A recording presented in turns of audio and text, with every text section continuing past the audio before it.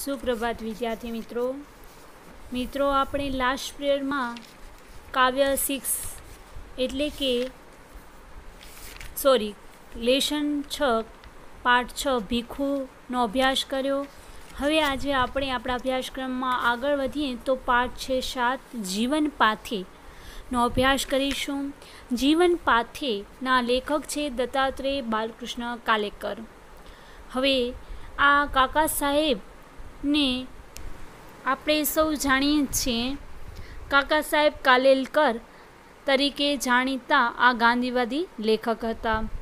તો આજે આપણે જીવન પાથે પાઠનો અભ્યાસ કરીએ તેનાથી પહેલાં કાકા સાહેબ કાલેલકરનો ટૂંકમાં પરિચય મેળવી લઈએ.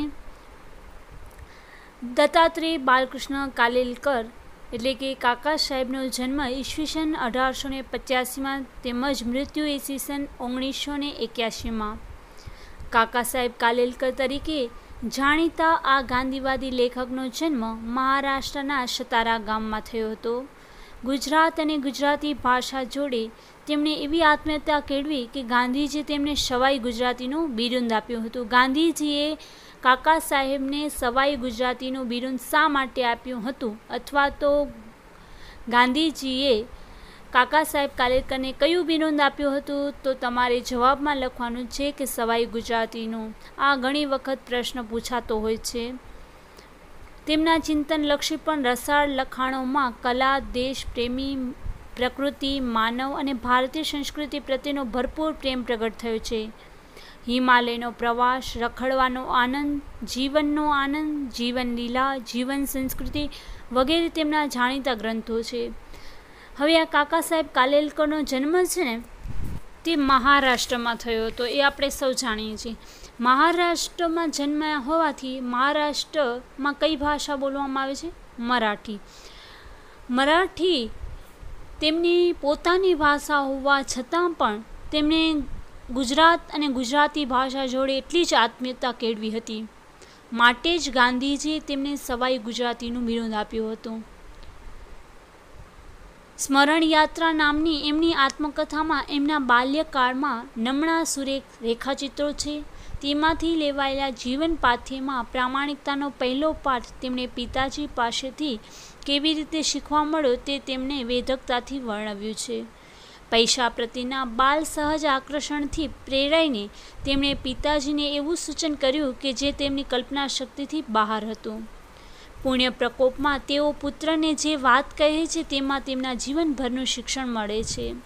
હવે આપણે આ જીવન પાથે એક પાઠનું નામ જ આપણને તેમનું ઉદ્દેશ્ય સમજાવી જાય છે, તેમનું મહત્ત્વ સમજાવી જાય છે કે જીવનનો સાચો રસ્તો અથવા તો જીવનનો ઉપયોગી ભાથું, યોગ્ય માર્ગદર્શન, તે તેમનો અર્થ થાય છે. અહીંયા જે જીવન પાથે આપણે આત્મકથા ખંડ જોઈ રહ્યા છીએ તે સ્મરણ યાત્રા નામની આત્મકથામાંથી લેવામાં આવ્યું છે. તેમાંથી તેણે બાલ્યકાળના નમણા સુરેખ રેખાચિત્રો લીધા છે. અહીંયા જીવન પાથેમાં પ્રામાણિકતાનો પહેલો પાઠ લેખક છે એ પોતાના પિતાજી પાસેથી શીખે છે, મેળવે છે. તે કેવી રીતે તે અહીંયા સૂચવે છે કે પિતાજી પાસે તે વધારે પૈસા કમાવા માટે કેવો રસ્તો બતાવે છે અને તેના પિતાજી એ જાણીને એકદમ આઘાતમાં ચાલ્યા જાય છે કે જે તેમની કલ્પનાથી બારે હતું તે તેમના પુત્ર દ્વારા જાણવા મળે છે. આવી રીતે અને જ્યારે તેના પિતાજી તેમને સાચું જીવન પાથે બતાવે છે ત્યારે લેખકને ખરેખર તે વાતથી જીવનભરનું શિક્ષણ મળે છે. ચાલો હવે આપણે આ પાઠની શરૂઆત કરીએ. મારા 5 ભાઈઓમાંથી એક જ BA સુધી પહોંચી શક્યો, બાકીના બધા વચમાં જ ક્યાંક ને ક્યાંક અટકી ગયા. અંગ્રેજી કેળવણી પાછળ ભારે ખર્ચ કર્યા છતાં પોતાની ઉમેદ બર ન આવી એમ જોઈ પિતાજી ખૂબ હતાશ થયા હતા. એમણે પહેલેથી જ નક્કી કરેલું કે દત્તુને કોલેજમાં તો નથી જ મોકલવો. હું મનમાં ચીડાયો. વાંક બીજાનો ને સજા મને થાય છે, પણ મેં કશું કહ્યું નહીં. જ્યારે પહેલે જ વર્ષે હું મેટ્રિક પાસ થયો ત્યારે મારી કંઈક શાખ જામી. તે જ વર્ષે શાળાની આબરૂ જાળવવા અમે મેટ્રિકના 3 વિદ્યાર્થીઓ યુનિવર્સિટી સ્કૂલ ફાઇનલ માટે પણ બેઠા હતા. એ પરીક્ષાનું પણ એ છેલ્લું વર્ષ હતું. એમાં પણ હું પાસ થયો. એટલું જ નહીં, મારો નંબર ઠીક ઊંચો આવ્યો. આ 2 પરીક્ષાને જોરે મેં કોલેજમાં જવાની માંગણી કરી, છતાં પિતાશ્રી 1ના 2 ન થયા. આખરે મેં કહ્યું, તમે જાણો છો કે મારું અંગ્રેજી અને ગણિત બંને સારા છે. મને એન્જિનિયરિંગ લાઇનમાં જવા દો. પ્રીવિયસની પરીક્ષા પાસ થયા વગર એન્જિનિયરિંગ કોલેજમાં જવાય જ નહીં. એટલે 1 વર્ષ હું આર્ટ્સ કોલેજમાં જઈશ. મારી આ દલીલથી પિતાશ્રી પીગળ્યા અને એમણે મને કોલેજમાં જવાની રજા આપી. હવે અહીંયા લેખક પોતાના આત્મકથામાં લખે છે કે અમે 5 ભાઈઓ હતો, એમાંથી એક જ ભાઈ છે BA સુધી પહોંચ્યા, બાકી બધા વચમાં અટકી ગયા. ક્યાંક ને ક્યાંક નાપાસ થયા, એટલે ત્યાં જ એનું ભણતર અટકી ગયું. હવે આ બધા પાછળ અંગ્રેજી કેળવણી પાછળ ભારે ખર્ચ, પૈસા વેડફ્યાથી પિતાજી પોતાની ઉમેદ બર ન આવી એટલે કે પોતાની આશા સફળ ન થવી, ઈચ્છા પ્રમાણે પરિણામ ન આવ્યું. તેથી હવે પિતાશ્રી હતાશ થઈ ગયા હતા અને પહેલેથી જ નક્કી કર્યું કે હવે દત્તુને કોલેજમાં મોકલવો નથી. ખોટા બધાએ આવી રીતે કોલેજમાં પૈસા બગાડે છે. ત્યારે લેખક વિચારે છે કે બીજાના વાંકે મને સજા શા માટે થાય છે, પણ કોલેજમાં ત્યારે તો લેખક કાંઈ બોલતા નથી. પરંતુ જ્યારે તે એક્ઝામ પાસ કરે છે, મેટ્રિક પાસ કરે છે અને એ યુનિવર્સિટીમાં સારું એવું પરિણામ લાવે છે, ત્યારે એને પોતાની શાખ જામી હોય એવું લાગે છે. શાખ જામવું એટલે કે પ્રતિષ્ઠા ઊભી થવી. એટલે લેખકને એમ થાય છે કે ના, હવે મારી કંઈક પ્રતિષ્ઠા છે. આવી રીતે એ પાસ થઈને ઠીક સમયે એવા ઊંચા નંબરે પાસ તો થઈ ગયા, એટલે કોલેજમાં જવાની માંગણી કરે છે પિતાજી પાસે કે હવે હું કોલેજમાં જઈશ. છતાં પણ પિતાશ્રી માનતા નહોતા. આખરે લેખક સમજાવે છે કે જો તમે જાણો જ છો કે મારું અંગ્રેજી અને ગણિત બંને સારા છે, એટલે મને એન્જિનિયરિંગ લાઇનમાં જવા દો. હવે પ્રીવિયસની પરીક્ષા પાસ થયા વગર તો એન્જિનિયરિંગમાં જવાય નહીં. માટે લેખક છે એવી દલીલ કરે છે કે હું 1 વર્ષ આર્ટ્સ કોલેજમાં જઈશ. આથી એના પિતાજી પીગળી જાય છે, એટલે કે માની જાય છે અને એને રજા મળી જાય છે કોલેજ કરવાની. હવે BA LLB છોડી LCE પસંદ કરવા પાછળ મારી જે વિચાર શૃંખલા હતી તેનું સ્મરણ કરતાં પણ મને આજે શરમ ઉપજે છે. મેં મનમાં વિચાર કરેલો કે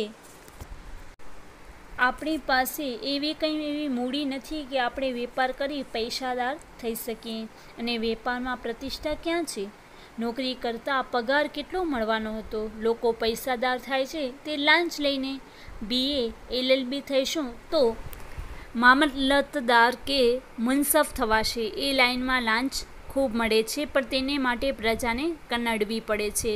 હવે ત્યારે BA કે LLB છોડીને LCE પસંદ કરવા પાછળ જે વિચાર શૃંખલા હતી, લેખકની જે વિચારસરણી હતી, એ યાદ કરીને આજે પણ એને શરમ આવે છે. કારણ કે એણે વિચાર કર્યો હતો કે આપણી પાસે એવી મૂડી નથી કે આપણે પૈસા ભેગા કરી શકીએ, કે વેપારમાં પ્રતિષ્ઠા પણ ક્યાં છે, ઇજ્જત ક્યાં છે. એટલે નોકરી કરતાં તો આપણને પગાર પણ કેટલો મળે, એટલો બધો ખાસ પગાર પણ મળે નહીં. એટલે લોકો પૈસાદાર થાય તો તે લાંચ લઈને જ થાય છે. અને BA LLB થઈશું તો આપણે મામલતદાર થઈશું કે મુનસફ થવાશે, અને એ લાઇનમાં તો લાંચ ખૂબ જ મળે છે. હવે મામલતદાર એટલે કે તાલુકાનું વસૂલાત સંબંધી કામ કરનાર અમલદાર, ને મુનસફ એટલે દીવાની ન્યાયાધીશ. એમાં ખૂબ લાંચ મળે એ લેખકને ખ્યાલ હતો અને અન્યાય કરવો પડે છે એ તો આપણને ગમે નહીં. એના કરતાં LCE થઈશું અને પહેલાં 3 નંબરની અંદર આવીશું તો જોતજોતામાં એન્જિનિયર થઈ શકીશું.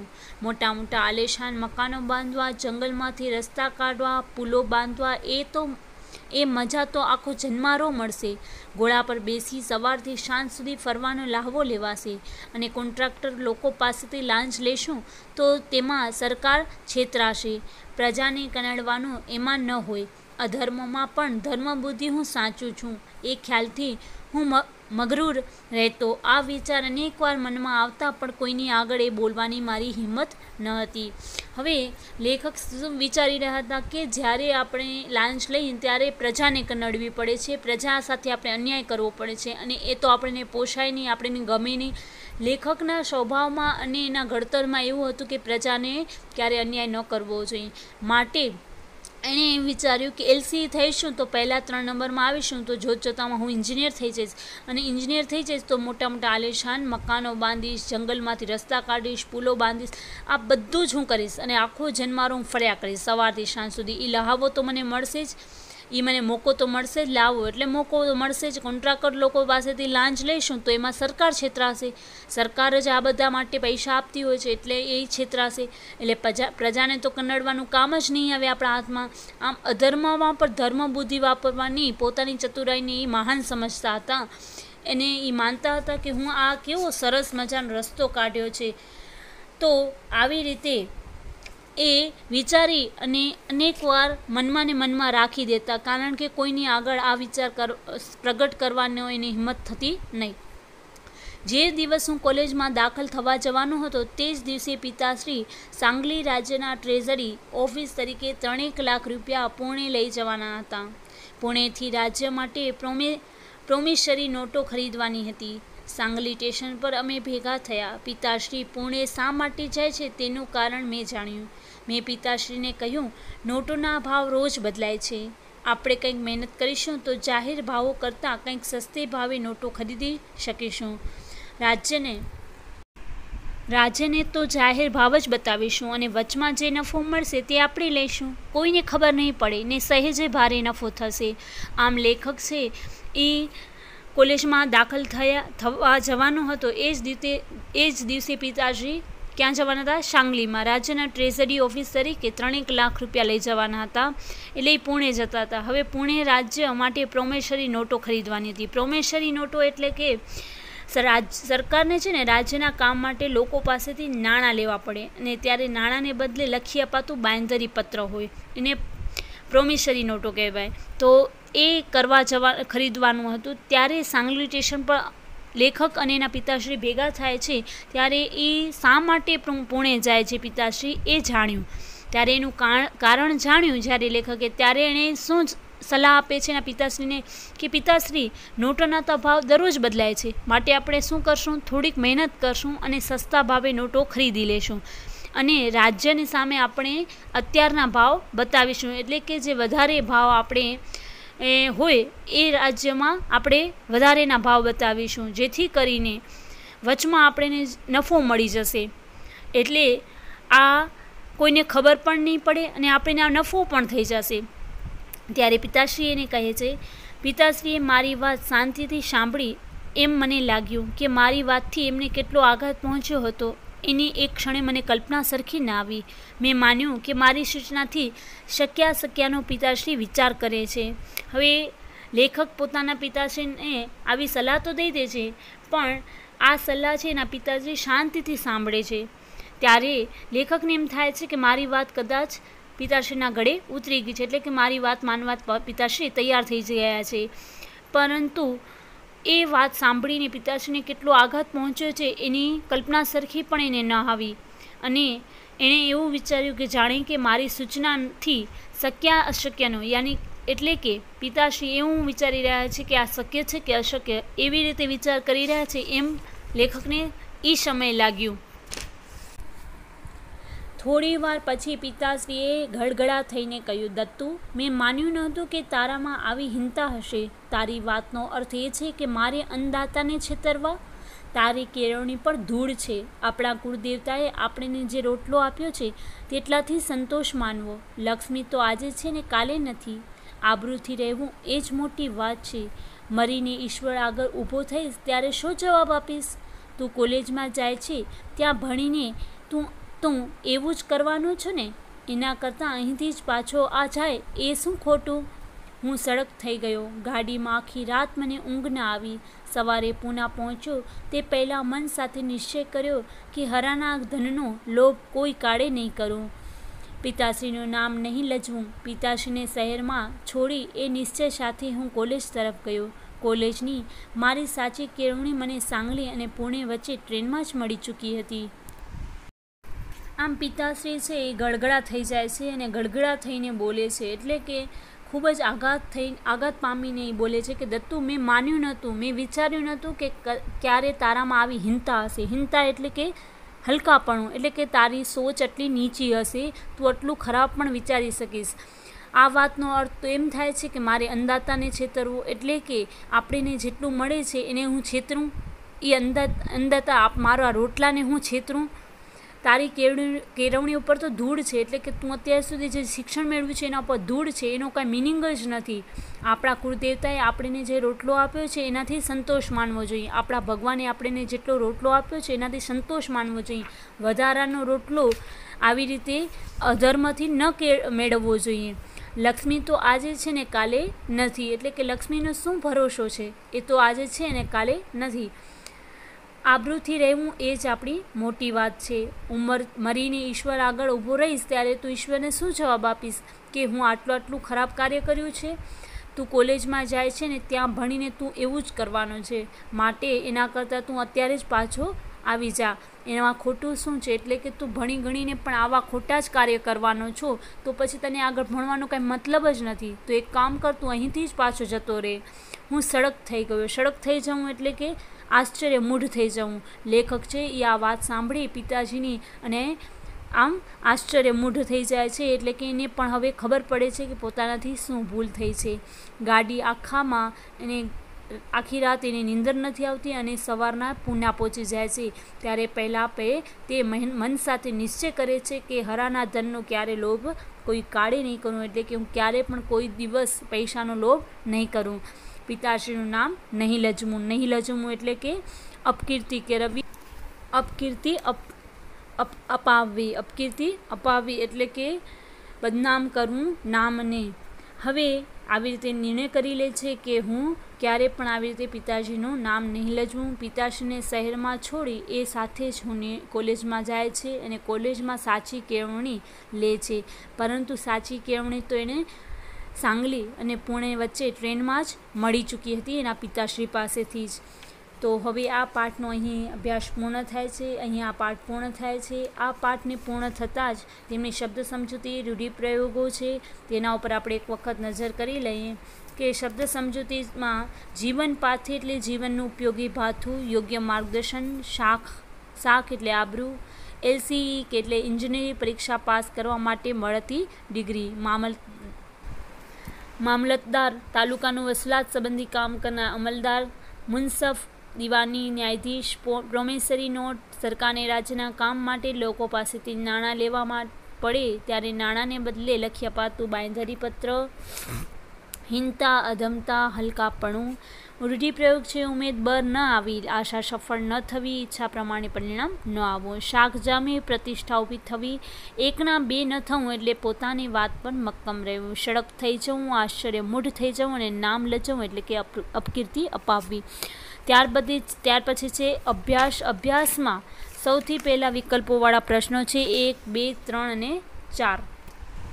તે 4 તમને લખવાના રહેશે. ત્યાર પછી છે એક વાક્યવાળા પ્રશ્નો 4 તે પણ લખવાના છે. ક્વેશ્ચન 3 નીચેના પ્રશ્નો ઉત્તર આપો 3 એ પણ 3 લખવાના છે. સ્વાધ્યાયમાં ક્વેશ્ચન છે 6 એ લખવાના છે. નીચેના પ્રશ્નો ઉત્તર આપો એ તમારે 6 લખવાના છે. ત્યાર પછી છે કોણ બોલે છે અને કોને કહે છે તે લખો. નોટોના ભાવ રોજ બદલાય છે. લેખક અને પિતાશ્રીને કહે છે મેં માન્યું ન હતું કે તારામાં આવી હિંતા હશે. પિતાશ્રી બોલે છે અને લેખકને કહે છે તારી કેળવણી પર ધૂળ છે. પિતાશ્રી કહે છે અને બોલે છે અને લેખકને કહે છે તું કોલેજમાં જાય છે ત્યાં ભણીને તું એવું જ કરવાનું છે ને, એટલે પિતાશ્રી અને લેખકને કહે છે. આવી રીતે ત્યાર પછી છે ક્વેશ્ચન 3 રૂઢિપ્રયોગના અર્થ આપી વાક્ય પ્રયોગ કરો. ક્વેશ્ચન 2 પણ લખવાનું છે. વિધાનો કોણ બોલે છે અને કોને કહે છે. ત્યાર પછી રૂઢિપ્રયોગના અર્થ વાક્ય આપી વાક્ય પ્રયોગ કરો તે પણ લખવાનો છે. ક્વેશ્ચન 4 નીચેનામાંથી યોગ્ય શબ્દ પસંદ કરી ખાલી જગ્યા પૂર્ણ કરો, તો ખાલી જગ્યા પણ લખવાની છે 3.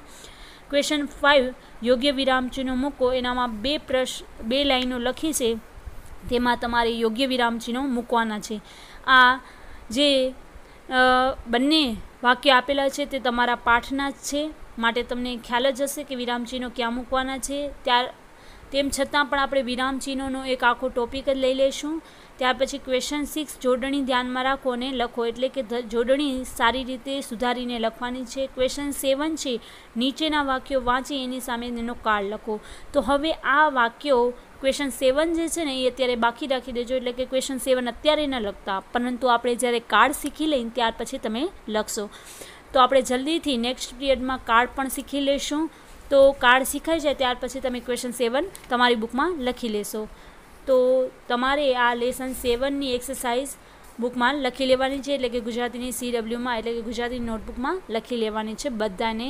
અને લખ્યા પછી મને ફોટો પણ મોકલાવવાનો રહેશે. તો બધાએ જ આશા કરું છું કે બધું જ કાર્ય છે એ અભ્યાસ પૂર્ણ કરી લીધું હશે.